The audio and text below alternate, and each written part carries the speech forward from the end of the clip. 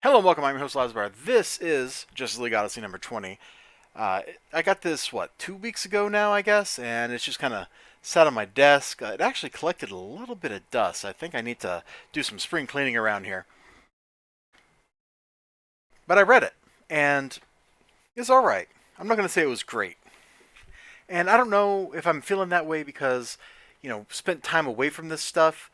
I think there was like a couple month gap between the previous issue, number 19, and this one. So I come back into this, and we're in the middle of a fight scene, and it took me a second to remember what the fight scene even was about. And of course, the fight scene is the new gods are rolling in.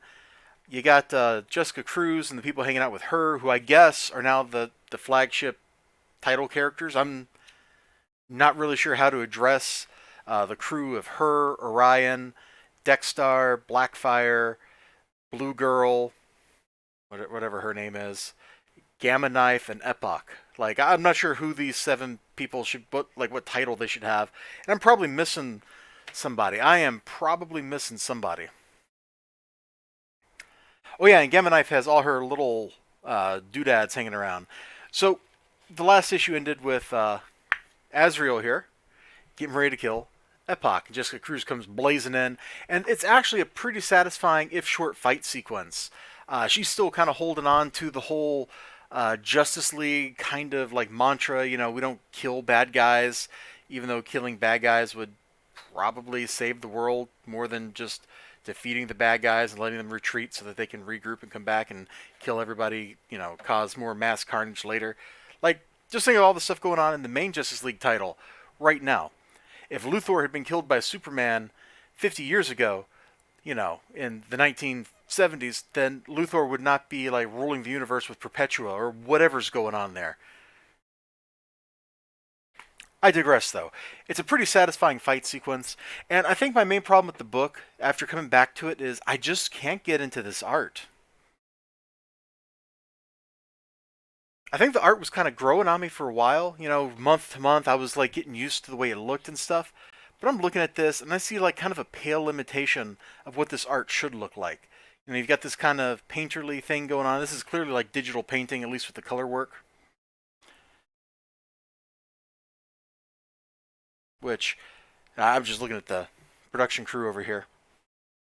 And I guess this art, the cover art for this one is by Scan. I'm not sure how to pronounce your name.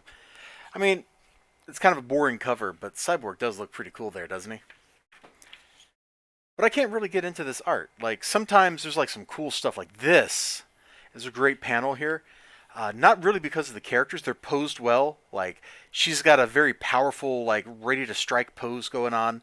He's got the kind of like, I've been defeated, humbled a little, but I'm getting ready to rise and strike. And then there's this whole cool thing in the background. And this cool thing in the background, I think, is what really carries this page, or this panel right here. It really just, boom, right into your eye. Just, like that. So the thesis of what's going on here, you got this battle. They eventually like turn back the attack and da da da da da, and then they start talking about how to use Epic's time machine thing to go change history. And so you got a bunch of characters that want to go change history. You got Jessica Cruz, and she's like, oh, we shouldn't go messing around with history. History's dangerous. Green Lantern Corps training said, don't go change history. But then she's like, hey, wait, what if we change history very slightly? And then it turns out that we're in a causal loop already, and da da da da da. I'm not going to tell you what any of that means. This is all good. The intro's good. The middle part of the book is really weak because we go from like this cool fight scene to that part of every Star Trek Next Generation. Well, actually, really, Next Generation wasn't so bad. Not as bad as Voyager, but we roll in and just, I think it's set. The problem was making the tachyon particles adhere into a quantum packet that could withstand implicate shear, but using a small mechanism as an anchor might. We just straight up hit the wall of technobabble. Also, I'm going to take a moment here. I think there was a comment on my review of issue 19. Somebody was like, oh, please look at number 20. It's the only way I can see the book. That might be the case, and I apologize. I don't show enough of the book to really kind of meet your need of like showing you what's going on because I'm trying to avoid telling too many spoilers. I'm trying to avoid showing too much of the book off because I don't want to get a copyright strike. My advice to you is if you can't afford the cover price. I think there's some kind of like the DC Universe thing, like comes with their comics or something on Comixology. I'm not quite sure how that works, but I know I saw somebody on Twitter mention something like that exists. So if you want to check this book out and you can't afford to buy single issues, that might be an avenue worth investigating. I'm not endorsing it. I don't even know for sure if it's true. I've just heard that, so that's something you should probably check out. Alternately, um, isn't there like a Comixology Unlimited or something like that that you can subscribe to that's like $10 a month and you can read all the comics you want? Am I hallucinating this? Did this used to exist and doesn't anymore? I don't know. But to that person out there, uh, check it out. If you want to read something, you should go check it out. And I'm with you though. You know, price wise, $3.99 for something that takes 5 minutes to read seems a little pricey. So we get like some time travel stuff. You can see Jessica Cruz is kind of ghosted into the past here, and da da da da. And really, it all is just kind of building up to there's going to be another fight. Of course, there's going to be another fight. It's a superhero comic. Every issue you have a fight, you resolve the fight, you get ready for the next fight. Like that's just how comic books are. Comic books used to be like you found a reason for a fight, you had a fight, the fight is over. But now, since every issue has to be part of a trade paperback, every issue has to end with that cliffhanger of, hey, guess what? There's another fight coming up. And that's exactly what this book does. Um, it's kind of silly. But this is an ongoing narrative. I kind of feel like this shouldn't be published in single issues. Now that I'm like really reading this and I'm thinking about it and I've had a chance to step away from single issues for a while, it feels like you should just make a graphic novel. That's what you're writing. You're writing a graphic novel, and then you're having to break it up into pieces to meet like the minimum publishable unit for the mass market single issue. You know, for the store, the direct market. And you might as well have just gone all in and written the trade paperback. You could have paced it differently. You could have emphasized the parts you care about without having to make sure that every issue had something happen in it.